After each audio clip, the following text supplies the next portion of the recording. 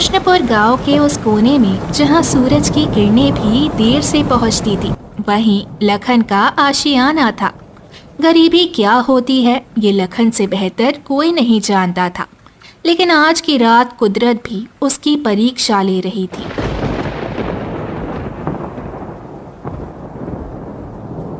अरे, इतनी रात को इस तूफान में कौन हो सकता है? देखा जाए कौन है। लखन दरवाजा खोलता है। सामने नंदिनी खड़ी है, पूरी तरह भीगी हुई और घबराई हुई। नंदिनी, तुम? बाप रे, इस हालत में! चलो चलो चलो, अंदर आओ, अंदर आओ, जल्दी आओ, जल्दी आओ। बाप रे, आओ आओ। लखन, मेरे पास वक्त नहीं है। पिताजी ने तय कर लिया है, कल सुबह वो प्रकाश और उसके परिवार को शगुन लेकर बुला रहे हैं। क्या? प्रकाश? लेकिन नंदिनी, तुम जानती हो ना कि प्रकाश कैसा इंसान है। उसके पास धन तो है, लेकिन दिल नहीं है। जालिम इंसान है। वो पीट पीट के तुम्हारा बुरा हाल कर देगा। पिताजी को सिर्फ धन दिखता है लखन। कहते हैं खाली पेट प्यार नहीं पचता। अगर तुम्हें कुछ करना है तो कल सुबह ही करना होगा। अगर कल तुम पिताजी के सामने नहीं आए तो मैं हमेशा के लिए तुम्हारी नहीं हो पाऊंगी। अरे लेकिन नंदिनी, मैं खाली हाथ कैसे जाऊंगा? मेरे पास उन्हें देने के लिए आश्वासन के सिवा कुछ नहीं है। तो क्या तुम हार मान लोगे? मेरी खातिर सिर्फ एक बार कोशिश करो। मुझे तुम्हारे धन से नहीं, तुम्हारे साहस से उम्मीद है। ठीक है नंदिनी, कल सुबह होते ही मैं तुम्हारे पिताजी के पास आऊंगा। अब चाहे परिणाम जो भी हो, पर मैं जाऊंगा।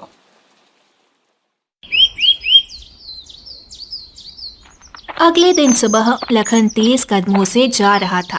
तभी रास्ते में उसे गांव का साहूकार और प्रकाश मिलते हैं। अरे वाह वाह, क्या बात है भिखारी बाबू। साफ साफ कपड़े, चाल एकदम सरपट, तेज तेज, चेहरा उठा हुआ, बाल संभाले हुए, और हाथ तो खाली है हमेशा की तरह। कैसे और चल दिया लखन बाबू? कहीं भीख मांगने की जगह तो नहीं बदल ली क्यों? प्रकाश, देखो, मेरा रास्ता छोड़ दो। मुझे महादेव काका के घर जाना है। एक जरूरी काम है। अरे दादा रे दादा, महादेव काका के घर? अब समझा। इस साफ साफ कपड़े काहे पहने हो? ए बताओ, कहीं नंदिनी का हाथ मांगने तो नहीं जा रहे हो? हाँ? अपनी शक्ल देखी है पानी में? कहा है कि आईना तो तुम्हारे घर में है नहीं। रे बिटवा, जिस घर में 2 वक्त का चूल्हा नहीं चलता, वो आदमी चला है गांव के सबसे रईस आदमी की बेटी का हाथ मांगने। शर्म नहीं आई? चुल्लू भर पानी में जाकर डूब मर। अरे प्रकाश, ये अमीरी और गरीबी का खेल है। आज तुम्हारा समय है, कल मेरा भी हो सकता है। समझ गए? चलो अब चुपचाप सामने से हटो। अरे हटो। इतना कहकर लखन आगे बढ़ जाता है। प्रकाश का चेहरा घूसे से लाल हो जाता है। तू जा तू जा, देखना तुझे वहां से लात मारकर भगा दिया जाएगा। अरे जा, मैं भी देखता हूँ तू किस खेत की मूली है। बड़ा आया, जा रे जा।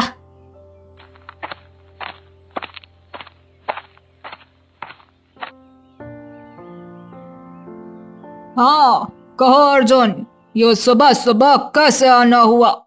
आज लकड़ी की जरूरत नहीं है। नमस्ते काका। काका, मैं आज लकड़ी बेचने नहीं आया। मैं नंदिनी के लिए आया हूँ। क्या कहा तूने? नंदिनी के लिए? अपनी हैसियत में रहकर बात कर लखन। काका देखिए, मैं जानता हूँ कि मेरे पास धन नहीं है, लेकिन मैं नंदिनी को खुश रखूंगा। मैं दिन रात मेहनत करूंगा। मेरे खून पसीने की कमाई से उसे कभी भूखा नहीं सोने दूंगा। हम एक दूसरे से प्रेम करते हैं। प्रेम? हाँ? ए नादान बच्चे, प्रेम से पेट नहीं भरता। जब बीमारी आएगी तो क्या प्रेम की दवाई बना के खाएगा? क्या जब बारिश आएगी तो प्रेम क्या तेरा छत बनेगी? अरे बेवकूफ, तू ठहरा अनाथ गरीब लकड़हारा। तेरे घर में चूहे भी रोते रहते हैं कि कुछ खाने को नहीं मिला। उस घर में मैं क्या अपनी लड़की ब्याह दूं? बेवकूफ कहीं का है। काका, मैं बस ये कहना चाहता हूँ कि मुझे एक मौका दे दीजिए, बस एक मौका दे दीजिए। मैं साबित कर दूंगा कि मैं नंदिनी के लायक हूँ। मैं साबित कर दूंगा। क्या साबित करेगा कि तू भिखारी है? देख लखन, मेरी बेटी की शादी प्रकाश से कर रहा हूँ मैं। उसके पास पक्का मकान, जमीन, सोना चांदी है, रुतबा है, शोहरत है, सब कुछ है। तेरे पास क्या है? फूटी हुई किस्मत, फटी धोती, भूखा पेट और ये सड़ी हुई कुल्हाड़ी, बस। काका, दौलत आज है, कल नहीं, लेकिन चरित्र। बस, बहुत हुआ तेरा ये ज्ञान। चुपचाप मेरे घर से निकल जा, नहीं तो टांग तोड़ दूंगा, जबान काट दूंगा तेरी कुल्हाड़ी से। और खबरदार, जो आज के बाद मेरी बेटी का नाम भी अपनी गंदी जुबान पर लाया। रामू, धक्के मार कर इसको बाहर निकालो। नौकर लखन को निकाल देते हैं। वो अपमानित होकर वहां से चला जाता है। लखन पागलों की तरह पेड़ काट रहा है। वो अपनी सारी भड़ास, सारा गुस्सा पेड़ पर निकाल रहा है। आह! आह! आह! आह! क्यों क्यों क्यों, आखिर क्यों? गरीब होना पाप है क्या? क्या मेरा दिल नहीं है? क्या मुझे सपने देखने का हक नहीं है क्या? तभी आसमान में काले बादल छा जाते हैं। आंधी चलने लगती है। एक मैना पक्षी तूफान में फंसकर लखन के पास झाड़ियों में गिरती है। उसका पंख टूटा हुआ है और खून निकल रहा है। अरे, ये नन्हा जीव। लखन अपना दुख भूल जाता है। वो तुरंत पक्षी को उठाता है, अपनी धोती का एक टुकड़ा फाड़ता है और पक्षी के घाव पर बांधता है। पानी की कुछ बूंदें उसे पिलाता है। देखो देखो, डरो मत, तुम्हें कुछ नहीं होने दूंगा। तुम भी मेरी तरह अकेली हो और घायल हो। रुको रुको। कुछ देर बाद मैना पक्षी की आंखों में एक चमक आती है। वो हवा में उड़ती है और एक दिव्य रोशनी में बदल जाती है। लखन, हैं? तो ये क्या? तुम बोल सकती हो? ये कैसे? मैं वन देवी की सेविका हूँ। मैं तुम्हारी परीक्षा ले रही थी। जिस मनुष्य का खुद का दिल टूटा हो फिर भी वो दूसरों का दर्द समझे, वही सच्चा इंसान है। तुमने अपनी पीड़ा भुलाकर मेरे प्राण बचाए। मांगो, क्या मांगते हो? ओह, हे दिव्य पक्षी, क्या मांगू? सही बताऊं तो मुझे अपने लिए कुछ नहीं चाहिए। बस इतना कर दो कि गरीबी के कारण किसी का प्रेम अधूरा ना रहे। मुझे धन नहीं चाहिए, मुझे बस सम्मान चाहिए। तुम्हारी नीयत साफ है। सुनो लखन, दक्षिण दिशा में पुराना सूखा कुआं है। वहाँ नीचे जाओ। वहाँ एक अंगूठी है। वो साधारण नहीं है। वो तुम्हारी हर जायज़ इच्छा पूरी करेगी। लेकिन सावधान, जिस दिन इच्छा में अहंकार या दूसरों का बुरा करने का भाव आया, वो अंगूठी श्राप बन जाएगी।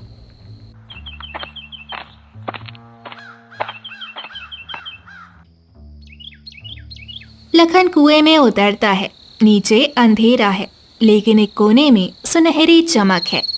वो अंगूठी उठाता है। अंगूठी बहुत भारी और सुंदर है। अरे वाह वाह वाह वाह वाह, ये तो बहुत ही अद्भुत है। हे अंगूठी, तुम अगर सच में जादुई हो तो मुझे इतना सामर्थ्य दो कि मैं नंदिनी के पिता के सामने सिर उठाकर खड़ा हो सकूं। मुझे धनवान बना दो ताकि मैं गरीबों की मदद कर सकूं। लखन बाहर निकल आता है। जहाँ लखन की टूटी झोपड़ी थी, वहाँ अब एक आलीशान महल खड़ा है। लखन के फटे कपड़े राजसी वस्त्रों में बदल गए। गांव वाले भीड़ लगाकर खड़े हैं और हैरान हैं। अरे दादा रे दादा, ये तो देखो, ये तो लखन है। अरे ये क्या? ए भाई, कल तक जिसके पास खाने को नहीं था, आज तो वो एकदम राजा महाराजा जैसा लग रहा है। ये चमत्कार कैसे हुआ? हाँ, ये चमत्कार ही है, क्योंकि ये धन मेरा नहीं, उस पक्षी का आशीर्वाद है, और इसका उपयोग मुझे सही काम के लिए करना होगा।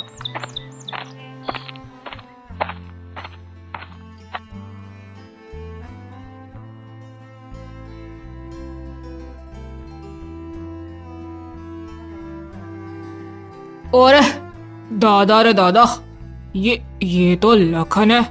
और इतनी महंगी पोशाक, एकदम ठाट बाट। लखन, और ये सब क्या है? महादेव काका, आपने कहा था कि मेरी हैसियत नहीं है, और आज ईश्वर की कृपा से मेरे पास वो सब कुछ है जो एक पिता अपनी बेटी के भविष्य के लिए चाहता है। लेकिन मैं आपको खरीदने नहीं आया, मैं बस ये बताने आया हूँ कि अब आपकी बेटी को गरीबी का मुंह नहीं देखना पड़ेगा। गरीबी का मुंह नहीं देखना पड़ेगा? बड़ा आया। क्यों रे, कहाँ से चोरी करके लाया है ये पोशाक? काका, इसकी बात पर बिल्कुल विश्वास मत करना। रातों रात कोई अमीर नहीं बनता। जरूर ये चोरी चकारी या फिर डकैती डाल के आया होगा। एक नंबर का झूठा भिखारी कहीं का। चोरी छिप कर की जाती है प्रकाश। मैं सबके सामने खड़ा हूँ काका। जो है आपके सामने है, और निर्णय भी आपका है। हाँ, मुझे माफ कर देना बेटा। मैं हीरे को पहचान नहीं पाया। नंदिनी पर्दे के पीछे से देख रही है और खुश है। प्रकाश गुस्से में पैर पटकता हुआ वहां से चला गया।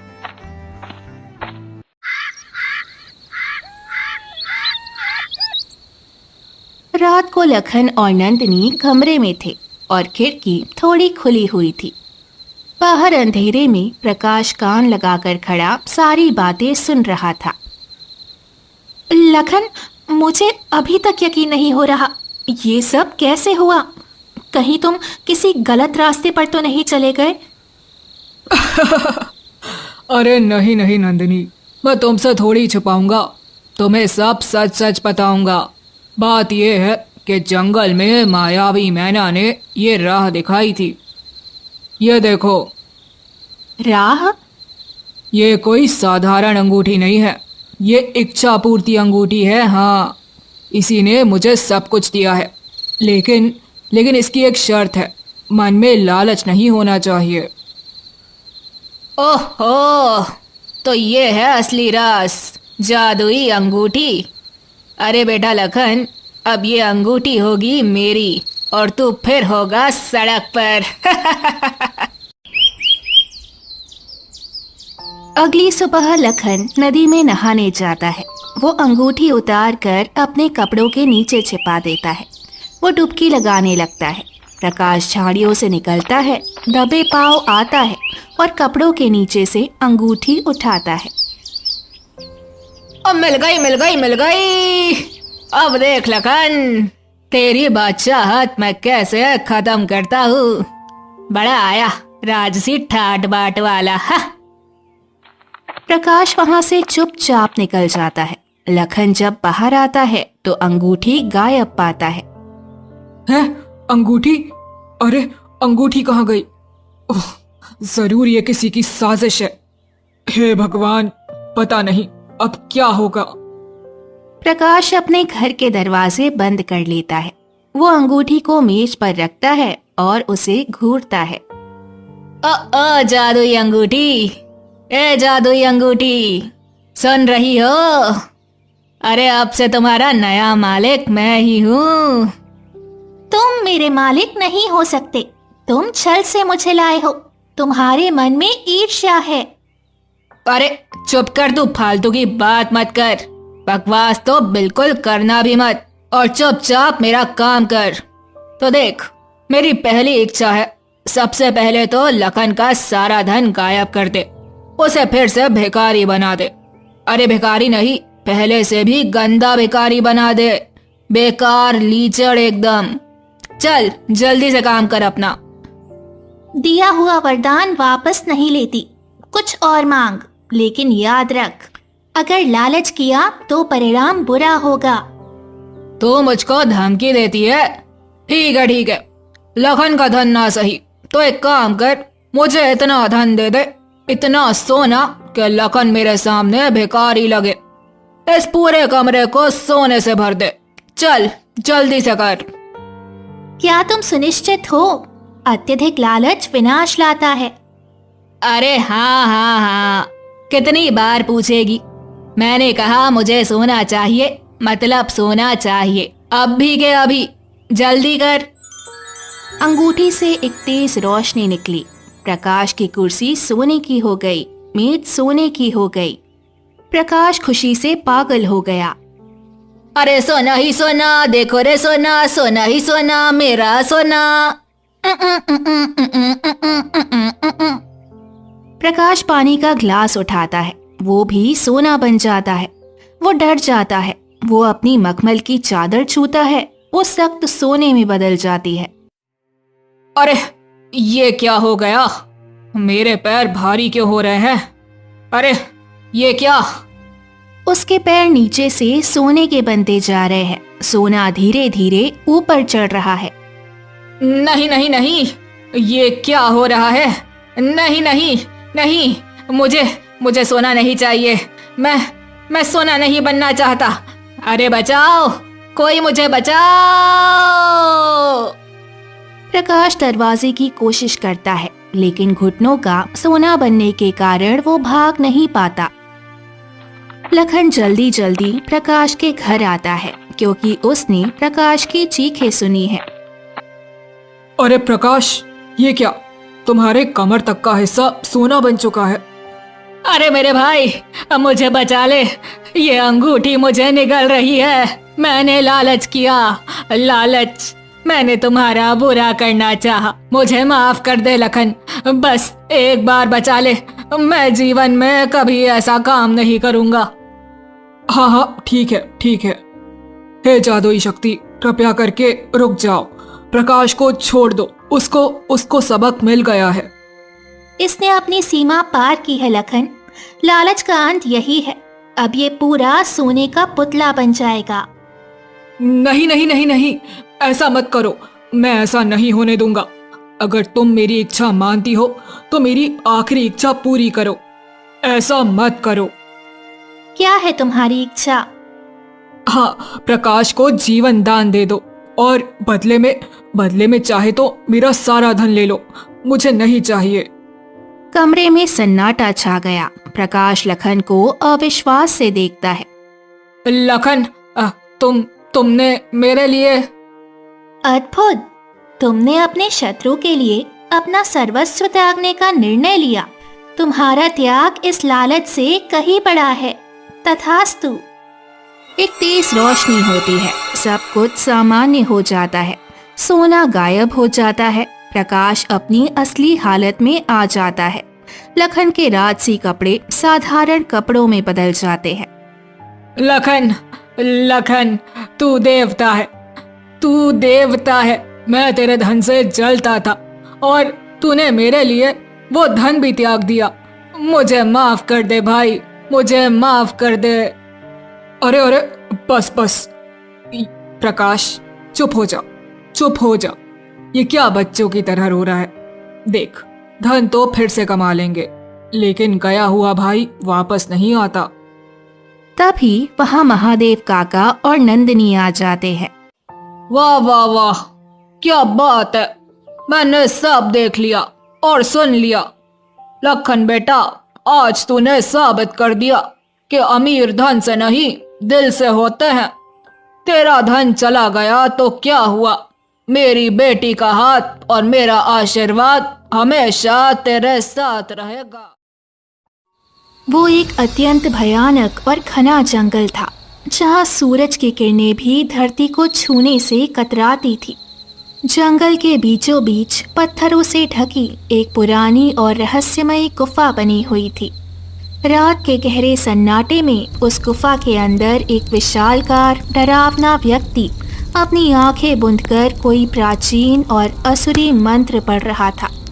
उसके चारों ओर हड्डियों का ढेर था और वातावरण में एक अजीब सी गंध फैली हुई थी। उसी क्षण गुफा के भीतर शतरंगी किरणों का एक तीव्र पुंज चमका और उसके बीच से एक तेजस्वी महात्मा रुद्र प्रकट हुए। उनके चेहरे पर एक दिव्य तेज था। उन्होंने उस व्यक्ति की ओर अत्यंत गंभीर और क्रोधित स्वर में कहा, तेरा पाप का घड़ा भर चुका है तांत्रिक काल भैरव। तेरा अंत अब बहुत निकट है। मुझे अपनी दिव्य दृष्टि से ज्ञात हो चुका है कि तू विनाशकारी शक्तियों का आह्वान कर रहा है। तेरा जीवित रहना इस पावन धरती के लिए एक घातक खतरा बन गया है।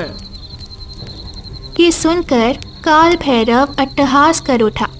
उसकी हंसी गुफा की दीवारों से टकराकर और भी भयानक लग रही थी। उसने अपनी जलती हुई आंखें खोली और गरज कर कहा,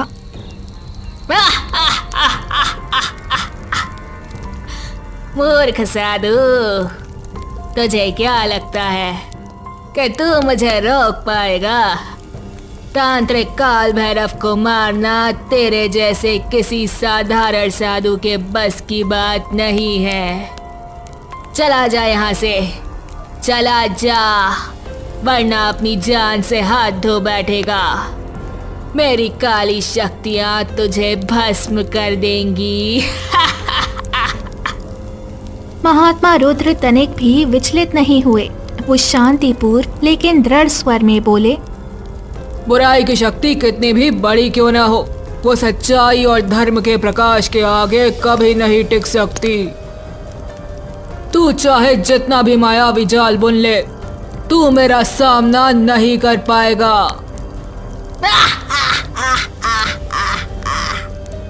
तांत्रिक काल भैरव फिर से जोर से हंसा और बोला, अगर ऐसी ही बात है तो ठीक है, अपनी इन सात्विक शक्तियों को मुझ पर आजमा कर देख ले। जैसे ही उसने ये कहा, महात्मा रुद्र ने मंत्रोच्चारण आरंभ कर दिया। अगले ही पल उनकी आंखों से तेज कतरंगी किरणें निकलकर सीधे काल भैरव के सीने पर पड़ी। गुफा में जोरदार धमाका हुआ, लेकिन जब धुआं हटा तो काल भैरव को खरोच तक नहीं आई थी। वो सुरक्षित खड़ा मुस्कुरा रहा था। महात्मा रुद्र स्तब्ध रह गए। उन्होंने अचंभित होते हुए कहा, ये कैसे संभव है? जिन मंत्रों से अब तक बड़े बड़े असुर नष्ट हो जाते थे, उनका तुझ पर कोई प्रभाव ही नहीं पड़ा। मैं जानता था कि तू एक दिन मेरे पीछे अवश्य आएगा, इसीलिए मैंने अपनी जान, अपने प्राण इस शरीर से निकालकर किसी और प्राणी के भीतर डाल दिए हैं। और वो प्राणी कौन है और कहाँ है, ये केवल मैं जानता हूँ। तू इस रहस्य को कभी नहीं जान पाएगा। ये सुनकर महात्मा रुद्र क्षण भर के लिए शांत हुए और फिर सतरंगी किरणों के साथ वहां से गायब हो गए। काल भैरव क्रूरता से हंस पड़ा। देखा, अंत में वो डरपोक साधु भाग ही गया ना। ऐसा ही पूरी दुनिया मेरे डर से भागेगी, क्योंकि मैं हूँ सर्वशक्तिमान काल भैरव। इतना कहकर वो उठा और गुफा के सबसे अंधेरे कोने की ओर बढ़ा, जहाँ एक लोहे का पिंजरा रखा था। पर जैसे ही उसने पिंजरे को देखा, उसके पैरों तले जमीन खिसक गई। पिंजरा खाली था। ये कैसे हुआ? अरे ये कैसे हो गया?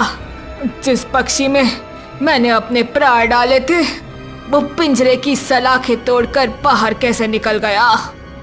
उसने तुरंत ओम ह्रीम क्लीम का जाप करते हुए अपनी आंखें मूंद ली। कुछ देर बाद उसने धीमी आवाज में कहा, लगता है वो इस जंगल की सीमा से बहुत दूर निकल गई है। लेकिन कोई बात नहीं, जिस दिन वो दोबारा इस जंगल के क्षेत्र में प्रवेश करेगी, मेरी शक्तियाँ उसे पहचान लेंगी और तब मैं उसे पकड़कर पाताल लोक के गहरे अंधकार में हमेशा के लिए बंद कर दूंगा। तब इस संसार पर मेरा शासन होगा। तभी महात्मा रुद्र फिर से प्रकट हुए। उन्होंने मुस्कुराते हुए तांत्रिक की ओर देखा और कहा, मैं जान गया था कि तूने अपने प्राण किस में छुपाए हैं, पर अब वो प्राणी पूर्ण रूप से स्वतंत्र हो चुका है। अब तू क्या करेगा काल भैरव?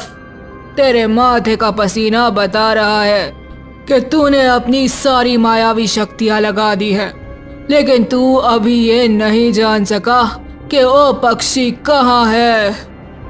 वो कहीं भी हो, मैं उसे ब्रह्मांड के किसी भी कोने से खोज निकालूंगा। कोई मुझे नहीं रोक सकता। तो तू जल्दी कर ले, क्योंकि वह इंसानों की बस्ती में पहुंच चुकी है, और यदि किसी साधारण मानव ने भी उसे अनजाने में मार दिया तो तेरी मौत निश्चित है। इतना कहकर महात्मा रुद्र फिर से अदृश्य हो गए। काल भैरव ने गुस्से में बांध ली और बोला, एक बार, बस एक बार वो मेरे हाथ लग जाए, फिर मैं उस साधु को नहीं छोड़ूंगा। दृश्य बदलता है और हम कृष्णपुर गांव पहुंचते हैं। गांव का एक बड़ा जमींदार धनलाल अपनी आलीशान हवेली में बैठा हुआ था। तभी गांव का एक गरीब किसान लखन वहां पहुंचा। लखन को देखते ही जमींदार की आंखों में घृणा और क्रोध छलकने लगा। जमींदार ने उससे कहा, आइए आइए पधारिए लखन जी। क्यों रे लखन, बस सुबह सुबह तेरे फटे हाल घर गया था और तेरी पत्नी से कहा था कि तुझे तुरंत हवेली भेजे। ससुरे सुबह से शाम हो गई तेरा इंतजार करते करते, और तू अब अपनी सूरत दिखा रहा है। आखिर तू अपने आप को समझता क्या है? आप तो जानते हैं जमींदार जी, जब से आपने मेरे खेत पर कब्जा किया है, तब से मैं दूसरों के खेतों में मजदूरी करके किसी तरह अपना और अपनी पत्नी का पेट पालता हूँ।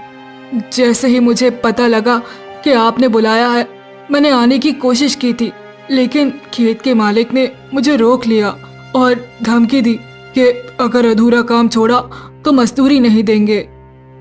अरे मेरी बात सुन, अब मैं तुझे और मोहलत नहीं दे सकता। जब तेरी माँ बीमार थी तब तेरे पिता इलाज के लिए मुझसे भारी कर्ज लेकर गए थे। वो कर्ज चुकाने से पहले ही वो चल बसे। अब तू उनका बेटा है तो बाप का कर्ज बेटा ही चुकाएगा। सुन रहा है ना? हाँ जमींदार जी, पता है, बस मुझे थोड़ा और समय दे दीजिए। माँ के इलाज के लिए लिया गया वो कर्ज बहुत बड़ा था, लेकिन माँ फिर भी नहीं बची। पिताजी भी उस गम में हमें छोड़ गए। धीरे धीरे आपके ब्याज ने मेरे खेत छीन लिए। अब बस थोड़ा सा कर्ज और बाकी है, मैं दिन रात मेहनत करके उसे चुका दूंगा। जमींदार ने सिर हिलाया और बोला, ठीक है, मैं तुझे 1 महीने का आखिरी समय देता हूँ। अगर 1 महीने में कर्जा नहीं चुकाया तो भैया अपना ये झोपड़ा भी खाली करने के लिए तैयार हो जाना। समझ गया? अब चल फुट यहाँ से। लखन जानता था कि जमींदार पत्थर दिल है। वो निराश होकर हवेली से बाहर निकला और अपने घर पहुंचा। उसकी पत्नी सुरेखा उसे देखकर पूछने लगी, क्या हुआ? आपके चेहरे पर इतनी मायूसी क्यों है? सुबह जमींदार जी आए थे, वे बहुत भला बुरा कह रहे थे। सुरेखा, जमींदार ने सिर्फ 1 महीने का समय दिया है। अगर 1 महीने में पैसे नहीं दिए तो ये घर भी चला जाएगा। ये सुनकर सुरेखा फूट फूट कर रोने लगी। खेत तो पहले ही चले गए, अब अगर ये घर भी चला गया तो हम कहाँ जाएंगे? सोचने से कुछ नहीं होगा सुरेखा, मैं कुछ ना कुछ रास्ता जरूर निकालूंगा। अगले दिन लखन गांव के मुखिया के पास मदद मांगने गया।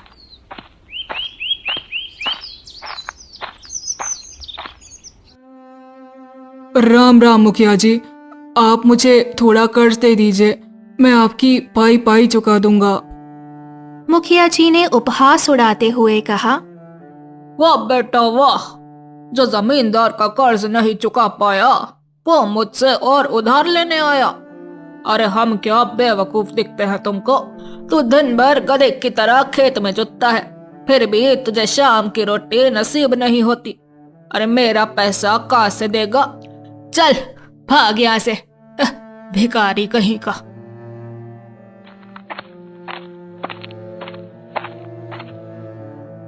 लखन पूरे गांव में घूमा लेकिन उसकी किसी ने मदद नहीं की। सब ने उसे अपमानित किया। वो रोता हुआ घर लौटा। सुरेखा, आज मुझे समझ आ गया कि गरीब का कोई दोस्त नहीं होता। लगता है अब हमें ये गांव छोड़ना ही होगा। 1 महीने का समय बीत गया और जमींदार अपने नौकर के साथ लखन के घर आया। हाँ भाई लखन, या तो मेरा पैसा दे या घर खाली कर। लखन ने बहुत मिन्नतें की लेकिन जमींदार ने उसे और उसकी पत्नी को धक्के मारकर घर से निकाल दिया। निराश होकर लखन अपनी पत्नी को लेकर जंगल की सीमा पर बैठ गया। अब हम कहाँ जाएंगे? हिम्मत मत हारो सपना, इंसानों की इस बस्ती से तो जंगल की तन्हाई बेहतर है। चलो हम जंगल में ही अपना बसेरा बनाएंगे। वे दोनों घने जंगल के अंदर चले गए। वहां एक साफ पानी के तालाब के पास उन्होंने लकड़ियों और पत्तों से एक छोटी सी झोपड़ी बनाई। अगले दिन लखन अपनी कुल्हाड़ी लेकर जंगल के अंदर लकड़ियां काटने गया ताकि उन्हें बेचकर कुछ अनाज ला सके। तभी उसकी नजर झाड़ियों में गिरी एक चिड़िया पर पड़ी। वो चिड़िया दर्द से कराह रही थी और उसके पंखों से खून बह रहा था। अरे बाप रे, इस बेचारी को क्या हुआ? ऐसा लगता है कि किसी शिकारी के जाल से बचते हुए किसी नुकीली टहनियों में फंस गया हो। लखन ने उसे बड़े प्यार से उठाया और अपनी झोपड़ी ले आया। देखो सुरेखा, इसे कितनी चोट लगी है। सुरेखा ने तुरंत जड़ी बूटियों का लेप बनाया और चिड़िया के घाव पर लगाया। शाम को जब लखन लौटा तो उसने देखा कि चिड़िया ने आंखें खोल दी। अचानक वो चिड़िया बोलने लगी, तुम्हारा बहुत बहुत धन्यवाद, तुमने मेरी जान बचाई। तुम पहले इंसान हो जिसने बिना किसी स्वार्थ के मेरी मदद की। लखन और सपना चकित रह गए। अरे तुम तो हमारी भाषा में बात कर रहे हो। चिड़िया मुस्कुराई और उड़कर विक्रम के कंधे पर बैठ गई। मदद करने वाला ही सच्चा दोस्त होता है। क्या तुम मुझसे दोस्ती करोगे? जरूर मेरे दोस्त। इस दुनिया में मेरा कोई दोस्त नहीं था। तुम पहले हो जिसने हाथ बढ़ाया है। उसी दिन से वो चिड़िया लखन की साथी बन गई। एक दिन पक्षी ने लखन से कहा, लखन, तुम्हारी दुख भरी कहानी सुनी है। अब मैं तुम्हें और गरीब नहीं रहने दूंगी। इस जंगल में गुफा है जहाँ बहुत सारा खजाना छिपा है। मैं तुम्हें वहाँ ले चलूंगी। चिड़िया लखन को उसी काल भैरव वाली गुप्त गुफा के पास ले गई। झाड़ियों को हटाकर लखन अंदर गया और वहाँ स्वर्ण मुद्राओं से भरा एक बड़ा बक्सा मिला। लखन की खुशी का ठिकाना नहीं रहा। चिड़िया रानी, तुमने तो मेरी किस्मत ही बदल दी।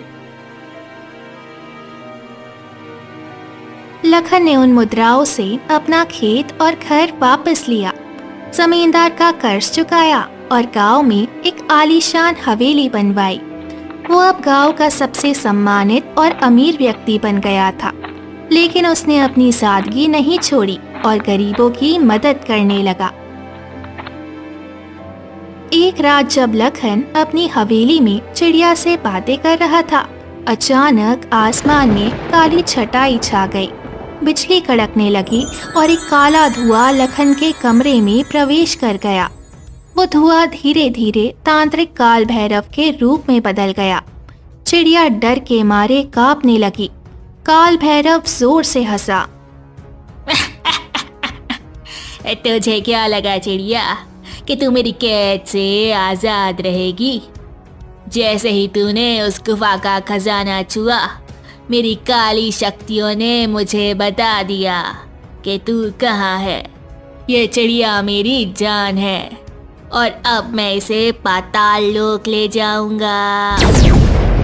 काल भैरव ने चिड़िया को एक झटके में पिंजरे में कैद कर लिया और गायब हो गया। लखन बदहवास हो गया। वो तुरंत जंगल में महात्मा रुद्र की कुटिया की ओर भागा। महात्मा ने उसे देखते ही कहा, लखन, मैं तेरा ही इंतजार कर रहा था। काल भैरव ने उस चिड़िया को पकड़ लिया है। वो चिड़िया साधारण नहीं है, तांत्रिक के प्राण उसी में बसते हैं। महात्मा रुद्र और विक्रम अपनी शक्तियों से उस पुरानी गुफा में पहुंचे। वहां काल भैरव पाताल लोक का द्वार खोलने की तैयारी कर रहा था। महात्मा ने मंत्र पढ़कर चिड़िया को पिंजरे से निकालकर अपने हाथ में ले लिया। साधु, तू फिर आ गया। लखन, इस तांत्रिक को खत्म करने का एक ही तरीका है। मुझे इस पक्षी की गर्दन मरोड़नी होगी। जैसे ही यह मरेगा, काल भैरव भी मर जाएगा। लखन के पैरों तले जमीन खिसक गई। नहीं महात्मा, ये मेरी दोस्त है। इसने मेरी जिंदगी बदली है। मैं इसे मरने नहीं दे सकता। लखन, रो मत। यदि मेरे मरने से इस पापी का अंत होता है और दुनिया का भला होता है तो मुझे खुशी होगी। हमारी दोस्ती अमर रहेगी। लखन की आंखों से आंसू बह रहे थे। महात्मा ने जैसे ही पक्षी की गर्दन मरोड़ी, उधर काल भैरव के शरीर में आग लग गई। वो चीखता हुआ भस्म हो गया। चिड़िया अमृत अवस्था में लखन के हाथों में थी।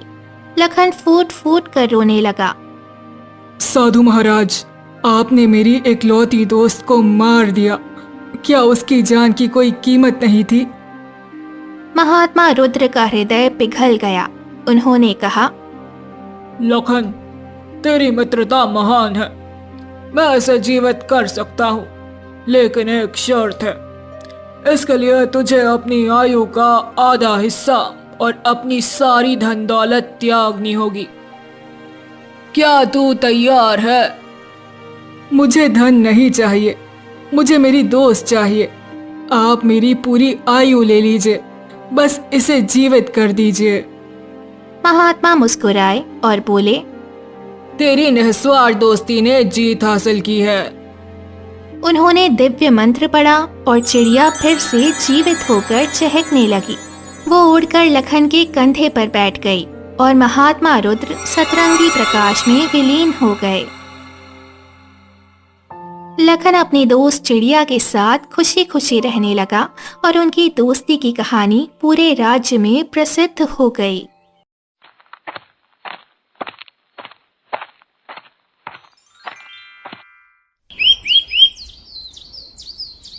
ये बात है इसी सुबह की, जब हवा में मिट्टी ताज़ी फसल की खुशबू घुली हुई थी। चिड़िया चहचहा रही थी और सब तरफ शांति थी। मनोज, हमारा प्यारा किसान, हर दिन की तरह अपने काम में मगन था। उसके मन में बस यही चल रहा था कि आज खेत में क्या क्या करना है। उसकी जिंदगी बहुत सीधी साधी थी, लेकिन उसके सपने बड़े थे। वो चाहता था कि उसकी फसल इतनी अच्छी हो कि कोई भी गांव वाला भूखा ना रहे। हाँ रे सोनिया राजा, आज तो और जल्दी पहुंचना है खेत। फसल अब पकने वाली है, थोड़ी और मेहनत करनी पड़ेगी। बस भगवान करे हल्की सी बारिश हो जाए तो मजा आ जाए। अचानक मनोज की नजर रास्ते के किनारे पड़ी एक छोटी सी चीज पर पड़ती है। पहले तो उससे लगा कोई पत्थर होगा, लेकिन फिर उसने देखा कि वो थोड़ा हिल रहा है। मनोज ने तुरंत अपनी बैलगाड़ी रोक दी और थोड़ा डरते हुए नीचे उतरा। अरे ये क्या? ये तो एक छोटा सा बंदर का बच्चा है। हे भगवान, कैसे पड़ा है? जैसे किसी ने फेंक दिया हो। बेहोश है बेचारा, और कितना दुबला पतला है। मनोज धीरे से उसके पास बैठता है। बंदर का शरीर धूल से सना हुआ है और उसकी सांसें बहुत धीरे चल रही हैं। उसकी एक टांग पर हल्का सा जख्म भी दिख रहा था। मनोज का दिल भर आया। उसे अपनी माँ की बात याद आई कि हर जीव में भगवान होते हैं और हमें उनकी मदद करनी चाहिए। अरे अरे मेरे प्यारे, क्या हुआ तुझे? कहाँ से आ गया यहाँ अकेला? कोई है नहीं तेरा क्या? मनोज धीरे से उसे अपनी हथेलियों में उठाता है। बंदर का छोटा सा शरीर इतना हल्का था कि मनोज को लगा जैसे उसके हाथ में रोई का फहा हो। वो उसे अपने सीने से लगा लेता है। उसे उस छोटे से बेजान शरीर में भी एक धड़कन महसूस होती है, एक जिंदगी की उम्मीद। घबरा मत मेरे बच्चे, मैं तुझे कुछ नहीं होने दूंगा। मैं तुझे अपने घर ले चलूंगा। वहाँ सुधा है, वो तेरा पूरा ख्याल रखेगी। तुझे हम बिल्कुल ठीक कर देंगे। मनोज बंदर को बड़े प्यार से अपनी बैलगाड़ी में अपने पास बिठा लेता है। उसके माथे पर हाथ फेरता है जैसे वो कोई अपना बच्चा हो। उस दिन मनोज खेत नहीं गया। उसके लिए उस बेजुबान जीव की जान बचाना ज्यादा जरूरी था। वो बैलगाड़ी मोड़कर घर की ओर चल पड़ता है। उसके मन में एक अजीब सी शांति और एक नया ही काम करने की धुन थी। देखो भाई, जिंदगी में कुछ पल ऐसे आते हैं जब हम बिना सोचे समझे किसी ऐसे रिश्ते को अपना लेते हैं जो बाद में हमारी पूरी दुनिया बन जाता है। मनोज के साथ भी ऐसा ही हुआ। वो भागा भागा अपने घर पहुंचा और सुधा उसे देखकर थोड़ा हैरान हुई क्योंकि वो खेत जाने के बजाय वापस आ गया था। सुधा, ओ सुधा, देखो मैं क्या लाया हूँ। अरे जल्दी आओ, बाहर निकलो।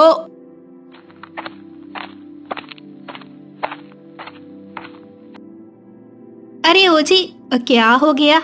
आप खेत नहीं गए? और ये क्या, आपके हाथ में क्या है?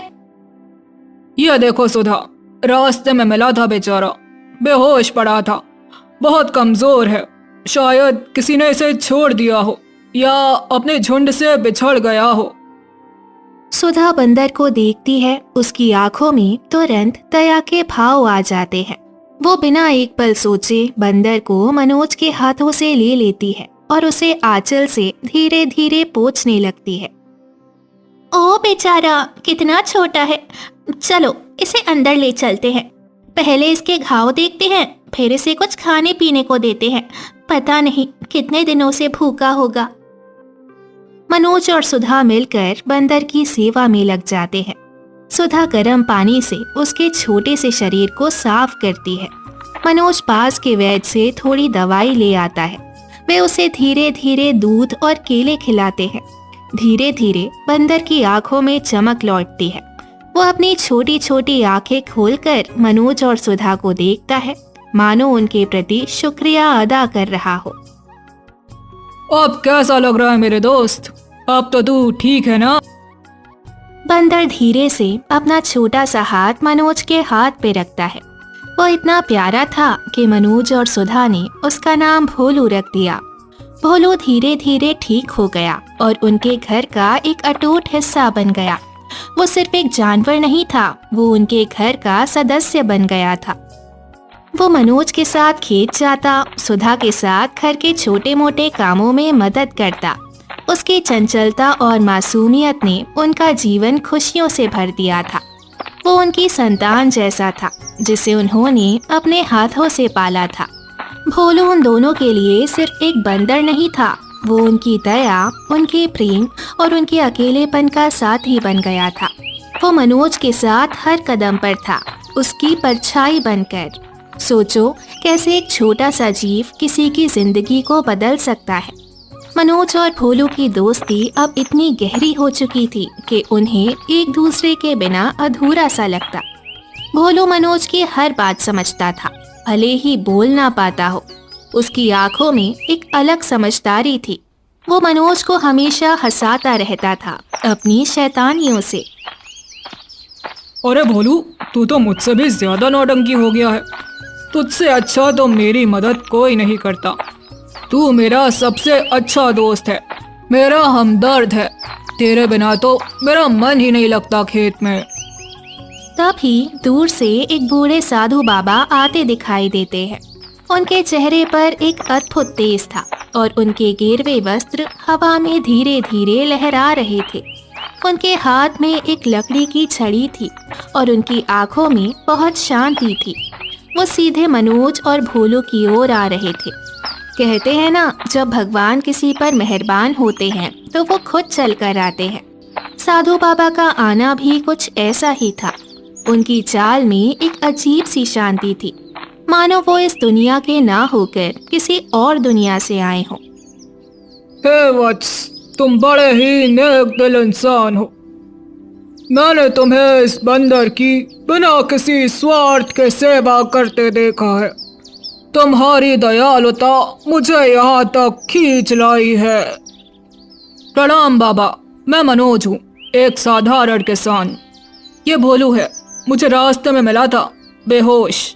हमने इसे अपने घर में पाला है। ये मेरा दोस्त है। यह साधारण बंदर नहीं है वत्स, इसके अंदर एक अद्भुत शक्ति छिपी हुई है। तुम्हारी सेवा और तुम्हारे शुद्ध प्रेम ने इसे नया जीवन दिया है और अब मैं इसे और भी खास बनाने आया हूँ। मैं इस बंदर को बोलने की शक्ति प्रदान करता हूँ। आज से ये तुमसे बात कर पाएगा, तुम्हें सलाह दे पाएगा और तुम्हारा सच्चा सलाहकार बनेगा। यह तुम्हारे जीवन में ज्ञान और खुशियाँ लाएगा। साधु बाबा अपनी आंखें बंद करते हैं और अपने हाथ से भोलू की ओर इशारा करते हैं। एक सुनहरा दिव्य प्रकाश भोलू को चारों ओर से घेर लेता है। भोलू के छोटे से शरीर में एक सिहरन दौड़ जाती है। वो कुछ क्षणों के लिए चमकता है और फिर प्रकाश धीरे धीरे शांत हो जाता है। मैं बोल सकता हूँ, मैं सच में बोल सकता हूँ। मनोज भाई, ये तो चमत्कार हो गया। मैं आपसे बातें कर सकता हूँ। मनोज की आंखें फटी की फटी रह जाती हैं। उसे अपने कानों पर विश्वास नहीं होता। वो खुशी से झूम उठता है। उसकी आंखों से खुशी के आंसू बहने लगते हैं। अरे भोलू, मेरे प्यारे भोलू, तुम तो सच में बोल रहे हो।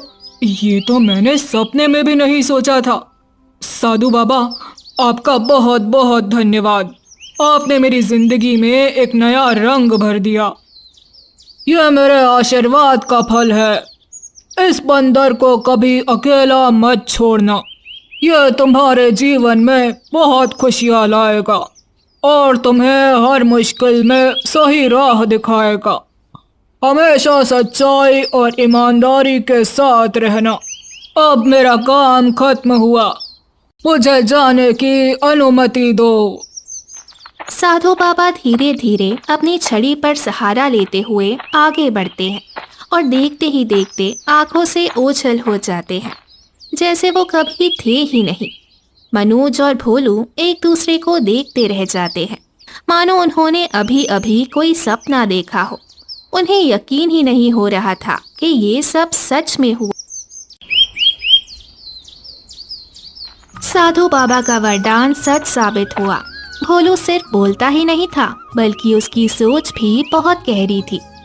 वो इतनी समझदारी से बातें करता था कि बड़े बड़े ज्ञानी भी उसकी बात मान लेते थे। उसकी सलाह से मनोज के खेत में फसल और भी अच्छी होने लगी। गांव में मनोज की चर्चा होने लगी थी और लोग सोचते थे कि ये अचानक कैसे इतनी तरक्की कर रहा है, जैसे कोई जादू हो गया हो। एक दिन गांव में एक बहुत बड़ी मुसीबत आ गई। बारिश बहुत कम हुई थी, मानो आसमान से पानी बरसना ही भूल गया हो। कुएं सूखने लगे थे और खेतों की जमीन फटने लगी थी। किसानों के चेहरों पर चिंता की गहरी लकीरें साफ दिखाई दे रही थी। मनोज भी बहुत परेशान था। भोलू, इस बार तो लगता है हम सब बर्बाद हो जाएंगे।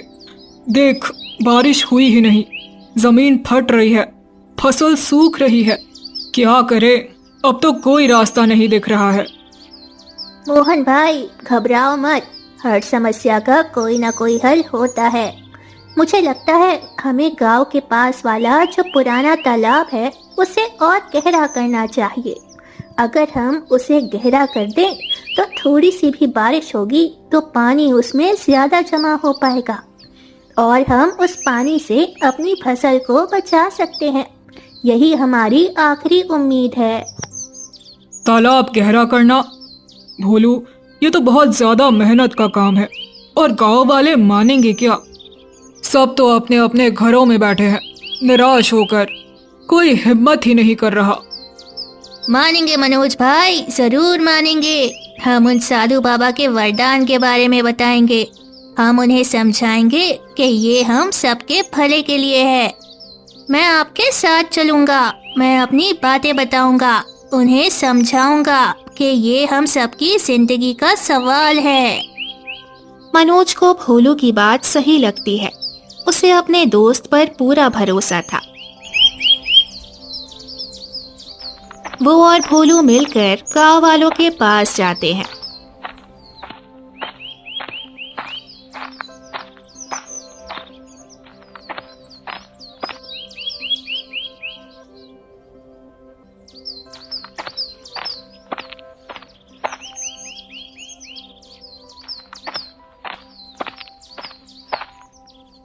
पहले तो गांव वाले भोलू को बोलते हुए देखकर हैरान होते हैं। उनकी आंखें फटी की फटी रह जाती हैं। लेकिन जब भोलू उन्हें साधु बाबा के वरदान के बारे में बताता है और उन्हें समझाता है कि ये उनकी आखिरी उम्मीद है, तो धीरे धीरे गांव वाले मान जाते हैं। भोलू की मीठी और समझदारी भरी बातें उनके दिल को छू जाती हैं। भोलू, तुम सच में बोल रहे हो? ये तो अद्भुत है, हमने ऐसा कभी नहीं देखा। अगर साधु बाबा ने तुम्हें वरदान दिया है तो तुम्हारी बात सही ही होगी। चलो मनोज, हम तुम्हारे साथ हैं, हम सब मिलकर काम करेंगे। सभी गांव वाले मिलकर तालाब को गहरा करने में जुट जाते हैं। अगले ही दिन सब मिलकर सूखे तालाब की ओर जाते हैं।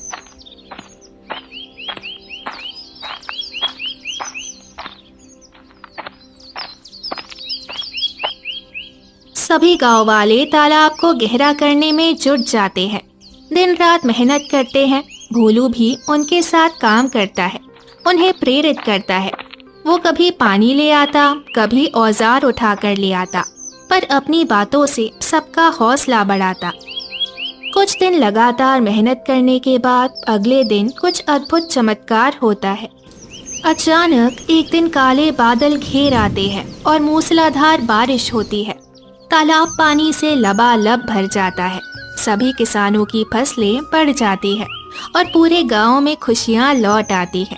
सबकी जान में जान आ जाती है। मनोज, भोलू, तुमने हमारी जान बचा ली। तुम दोनों हमारे गांव के रखवाले हो। भगवान तुम्हें लंबी उम्र दे।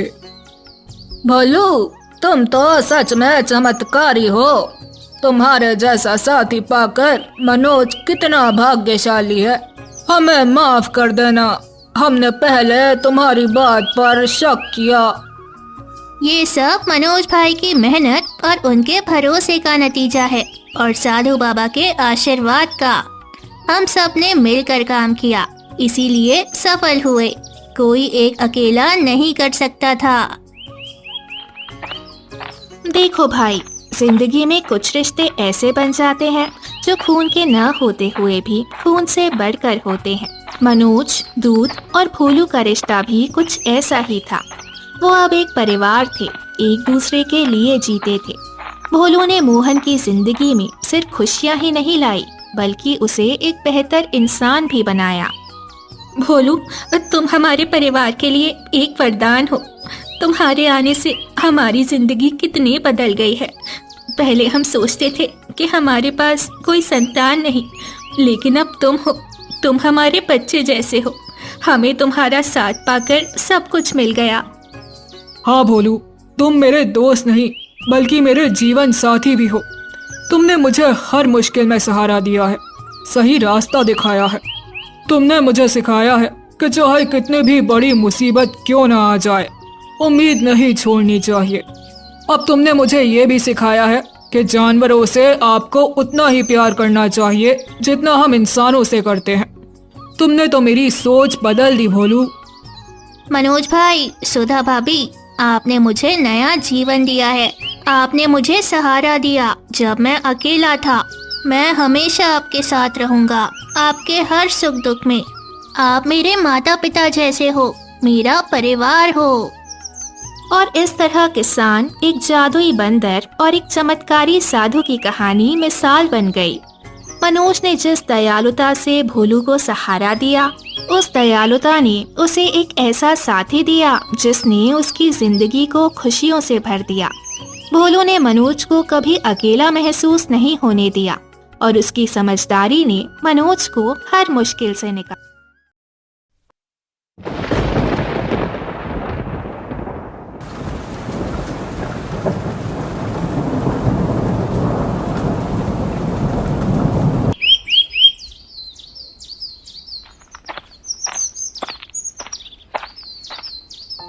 ओहो, इतनी ठंड में भी लकड़ी लेने जाना पड़ रहा है। कहीं मैं इस ठंड में जम ना जाऊं। ना ना।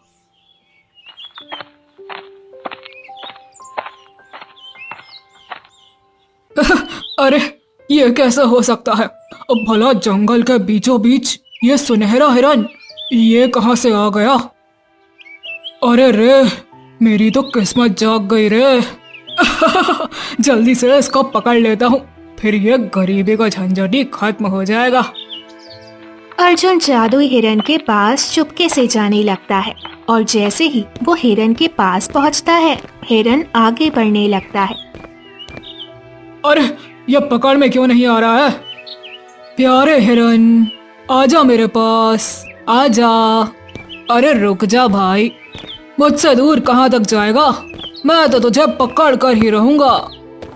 अर्जुन सुनहरे हिरन को पकड़ने पड़ता है, पर हिरन अर्जुन को अपने साथ कहीं दूर ले जा रहा होता है। अरे रुक जा बेटा, मैं तेरे बिना तो नहीं जाने वाला। इतना सुनहरा मौका बार बार थोड़े ना मिलता है। अर्जुन जैसे ही हिरन के बिल्कुल पास पहुंचता है, तभी तेज धुंध फैल जाती है और अर्जुन को घेर लेती है। अरे अरे अरे, ये क्या हो रहा है? मेरा शरीर इस धुंध में क्यों जा रहा है? नहीं नहीं, ये सुनहरा हिरन कोई श्रापित है। बचाओ बचाओ, मैं मरना नहीं चाहता, मुझे छोड़ दो। बचाओ, मुझे छोड़ दो, बचाओ। तेज रोशनी फैलती है, अर्जुन और हिरन दोनों गायब हो जाते हैं। ऐसे ही 1 महीना बीत जाता है। उसकी पत्नी लता झोपड़ी में बैठी रो रही होती है। हे भगवान, मैं क्या करूं? मेरे पति को गए हुए 1 महीना हो गया है। मैं सोच रही थी शायद वो दूसरे गांव काम करने चले गए होंगे, पर वो तो अभी तक वापस ही नहीं आए हैं। अब मुझे उन्हें ढूंढने के लिए निकलना ही पड़ेगा। पता नहीं वो कहाँ और किस हाल में होंगे। लता वहां से आगे बढ़ती है और घने जंगलों की ओर चल देती है। थोड़ा आगे जाकर उसे जंगल में अर्जुन की एक चप्पल मिलती है। ये क्या? ये चप्पल तो मेरे पति की है। अगर चप्पल यहाँ है तो वो कहाँ है? मैं अपने पति को ढूंढ कर रहूंगी, चाहे वो जमीन में हो या पाताल लोक में। मैं उन्हें वापस लेकर ही रहूंगी। इतने में एक आवाज मोहिनी के कान में आती है। क्या हुआ? तुम इतनी परेशान क्यों हो? लता अपने चारों ओर देखती है तो कोई नहीं दिखता। ऊपर देखो, मैं यहाँ हूँ। लता ऊपर देखती है तो पेड़ पर एक बड़ी पीली चिड़िया बैठी थी। उसे बोलते देख लता दंग रह जाती है। क्या क्या तुम बोल सकती हो? लेकिन कैसे? तुम अपने पति को ढूंढने आई हो ना? लेकिन एक बात जान लो, जहाँ तुम्हारा पति गया है उस रहस्य का पीछा मत करना, वरना तुम भी रहस्य बन जाओगी और कभी वापस नहीं लौट पाओगी। इसीलिए अगर तुम जिंदा रहना चाहती हो तो लौट जाओ। लेकिन मैं अपने पति से बहुत प्रेम करती हूँ। मैं उनके बिना कैसे अपना बाकी जीवन बिताऊंगी? चिड़िया चेतावनी देते हुए कहती है। तुम्हारे बच्चे भी हैं, उनका ध्यान रखो, उनके बारे में सोचो और लौट जाओ। लता बिना कुछ कहे वापस लौट आती है। कुछ समय बाद गांव में चर्चा फैल जाती है। अरे भाई, तू जानता है ये अर्जुन था जो रहस्यमय तरीके से गायब हो गया और उसका कोई पता ही नहीं चल रहा। बताओ भला, अब गांव में ऐसा होता है क्या? हाँ, सही कहा। अर्जुन तो बहुत अच्छा इंसान था। पता नहीं अब उसके बीवी बच्चों का क्या होगा। अरे मुझे तो लगता है कि कुछ बहुत ही बड़ा अपशगुन होने वाला है हमारे गांव के साथ। नहीं तो ऐसा कैसे हो सकता है? जिंदा जीता जागता आदमी रातों रात गायब हो जाए भाई। अरे भगवान, जाने अब क्या होगा। अपशगुन होगा कि शगुन होगा, क्या जाने।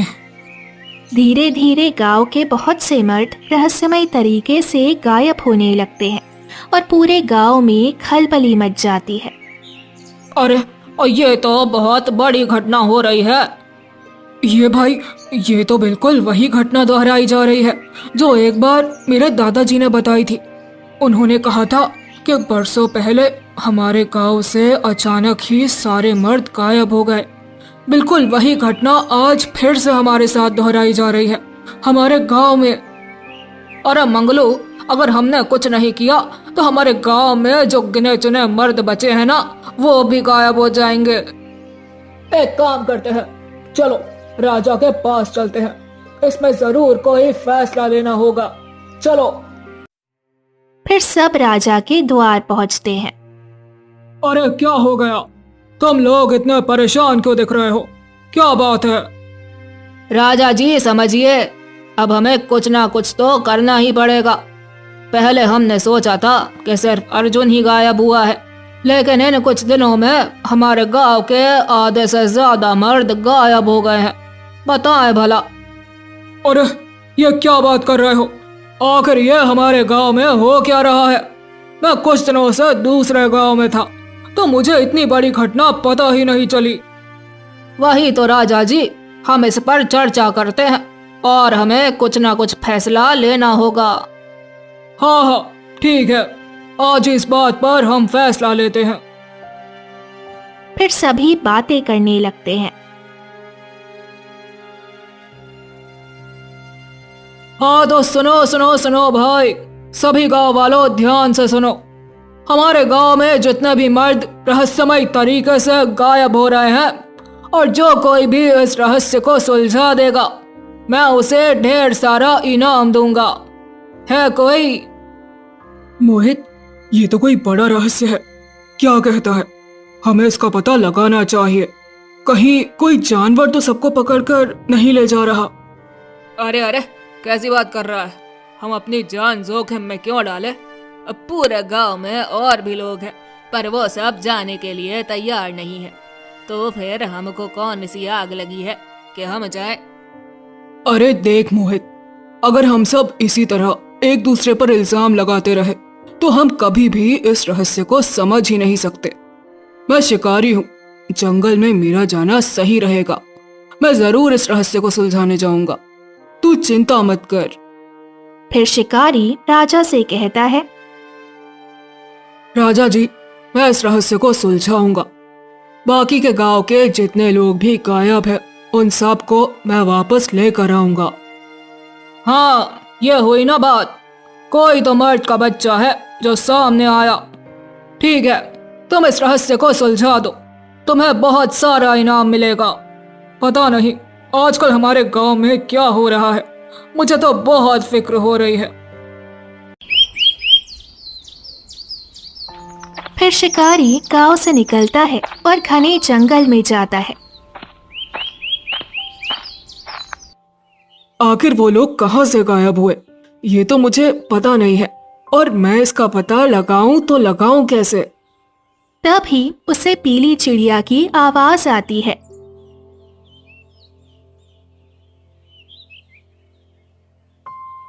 अरे रे, तुम कहाँ जा रहे हो? अपनी मौत को ढूंढने?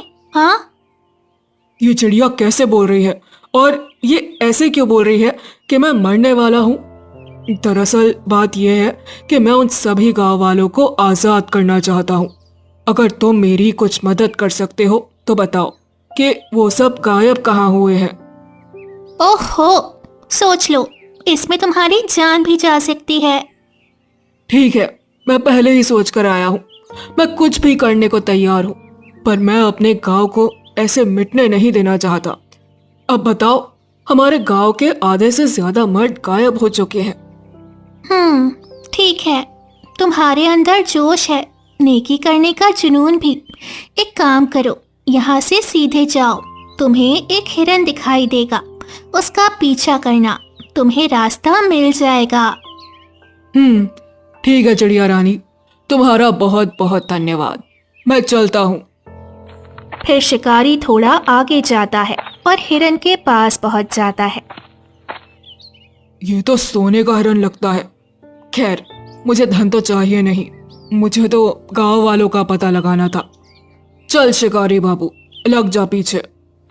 फिर शिकारी उसके पीछे जाता रहता है और जैसे ही शिकारी हिरन के बहुत पास पहुंचता है, अचानक तेज रोशनी में शिकारी गायब हो जाता है और दूसरी दुनिया में पहुंच जाता है। ओह ओह, बाप रे, ये कैसी दुनिया है। अब मैं यहाँ तो आ गया हूँ, लेकिन वापस कैसे जाऊँ?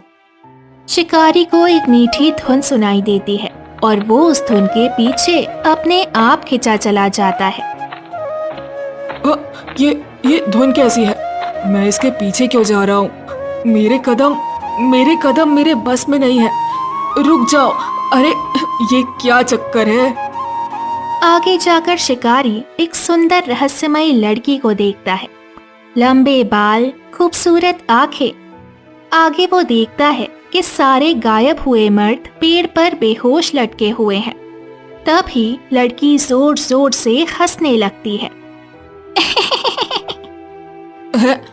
तुम कौन हो और इन गांव वालों को ऐसे पेड़ पर लटका कर क्यों रखा है? अब तू ऐसे ही पेड़ पर लटकेगा और मारा जाएगा। ये देख, अब तेरी कब्र बनेगी। रोशनी शिकारी को पकड़ने आती है। तभी शिकारी, देखो, मैं तुम्हें नुकसान पहुंचाने या किसी लालच में नहीं आया। मैं तो यहाँ अपने गांव वालों की मदद करने आया हूँ। मुझे ये बताओ, क्यों तुम इन्हें इस तरह कैद करके रखी हो? ठीक है, तुझे तो वैसे भी मरना ही है और तू लालची भी नहीं है, इसीलिए मैं तुझे अपना सच बताऊंगी। मैं हमेशा से ऐसे नहीं थी। हमारा एक खुशहाल परिवार हुआ करता था। पहाड़ों के बीच बसा एक छोटा सा गांव, जहां हर तरफ हरियाली थी। किसान विशुदास अपने खेत में खड़ा मुस्कुरा रहा था। फसल लहलहा रही थी। देखो सीता, इस साल फसल कितनी अच्छी है, हमें कोई दिक्कत नहीं होगी और हमारी बेटी अन्नू की पढ़ाई भी आराम से हो जाएगी। भगवान ने चाहा तो अब दुख के दिन खत्म होंगे जी। कुछ दिनों बाद ठंड का मौसम आता है। हर तरफ ठंडी हवा चल रही होती है। सूरज का नामो निशान कई सप्ताहों से नहीं होता। पूरे खेतों पर बर्फ की मोटी चादर बिछ चुकी थी। नहीं, ये क्या हो गया? अब मैं क्या करूं? हे भगवान, मेरी क्या गलती थी जो मेरे परिवार को ऐसे सजा दे रहा है? रहम करो। ए जी, अब हम क्या करेंगे? पूरे साल क्या खाएंगे? ए जी, कुछ करो, हमारे बच्चे भूखे कैसे रहेंगे? तुम चिंता मत करो, मैं कुछ करता हूँ। मैं सेठ के पास जाकर उससे कर्ज लेकर वापस फसल लगाऊंगा। शायद इससे हमारा परिवार बच जाए। विशुदास सेठ के पास जाता है। सेठ बहुत ही लालची इंसान था। विशुदास उसके सामने हाथ जोड़कर खड़ा हो गया। सेठ जी, इस साल की ठंड काल बनकर आई है। पूरी फसल खराब हो चुकी है। आप ही हमारे परिवार की आखिरी उम्मीद है। थोड़ा कर्ज दे दीजिए। सेठ ने सोचा ये अच्छा मौका है गरीब किसान की जमीन हथियाने का और बोला, ठीक है, तुझे कर्ज दे दूंगा, पर समय पर चुकाना होगा और अगर नहीं चुका पाया तो तेरी पूरी जमीन मेरी। विशुदास ने मजबूरी में हामी भर दी। नई फसल बोई गई, लेकिन अगले साल भी भयंकर ठंड पड़ी और पूरी फसल बर्बाद हो गई। विशुदास पूरी तरह टूट गया। उसके पास अब कर्ज उतारने का कोई उपाय नहीं था। वो दया की भीख मांगने सेठ के पास पहुंचा। सेठ जी, ठंड की वजह से फसल बर्बाद हो गई है। मेरे पास एक भी रुपए नहीं है। आपसे विनती करता हूँ, मुझे कुछ समय और दीजिए। मेरा पूरा परिवार बहुत मुसीबत में है। मैं आपका पैसा अभी नहीं लौटा सकता। अब मैं क्या करूं? तुम्हारी फसल बर्बाद हुई तो मुझे बस मेरे पैसे से मतलब है। तुम कर्ज समय पर वापस करोगे। नहीं, अब तुम मेरा पैसा लाओ, नहीं तो अब तुम्हारी सारी जमीन मेरी। नहीं, मैं अपनी जमीन नहीं दे सकता। मेरे परिवार के पास सिर्फ वही बची है। मैं आपके पैसे दे दूंगा। कृपया मुझ पर दया करें। सेठ ने विशुदास की एक ना सुनी। उसके और विशुदास में बहस हो गई। सेठ को गुस्सा आ गया। उसने बदला लेने का निर्णय लिया।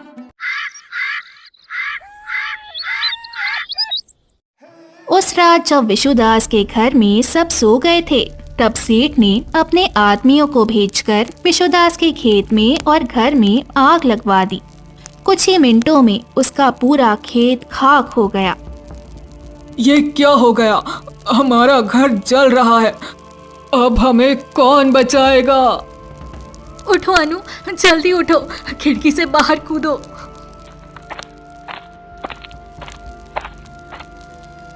माँ, पिताजी, मेरे साथ आओ। अनु के बाहर निकलते ही खिड़की भी आग के कब्जे में आ जाती है और विशुदास और सीता अंदर जलकर मर जाते हैं। अनु की आंखों के सामने उसका पूरा परिवार खो जाता है। अनु रोते रोते जंगल की तरफ जाती है।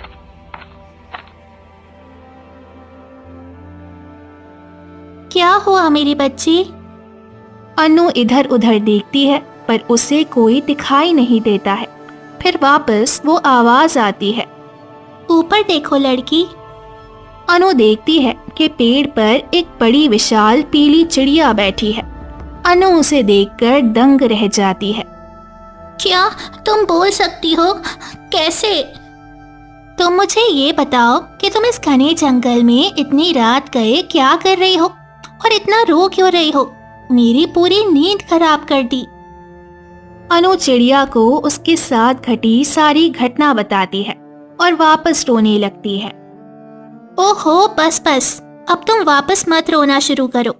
तुम्हारे साथ जो हुआ वो गलत था, लेकिन मेरे पास एक रास्ता है जिससे तुम सभी लालची लोगों को सजा दे पाओगी। लेकिन ये रास्ता आसान नहीं होगा। मेरे पास अब खाने को कुछ नहीं है। मैं कुछ भी करने के लिए तैयार हूँ, बस मुझे रास्ता बताओ। चिड़िया मन ही मन बोलती है और तेज रोशनी चमकती है। एक सुनहरा हिरन वहाँ प्रकट हो जाता है।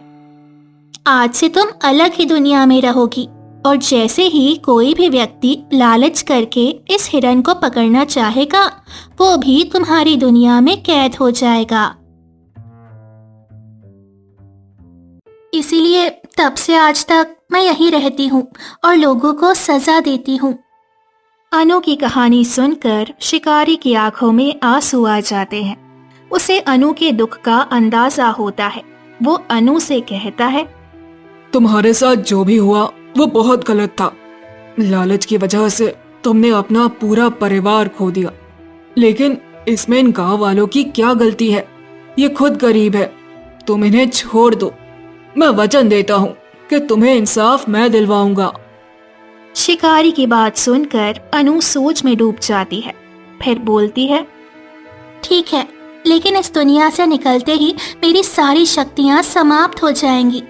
मैं तुम पर भरोसा कर रही हूँ। मुझे इंसाफ चाहिए।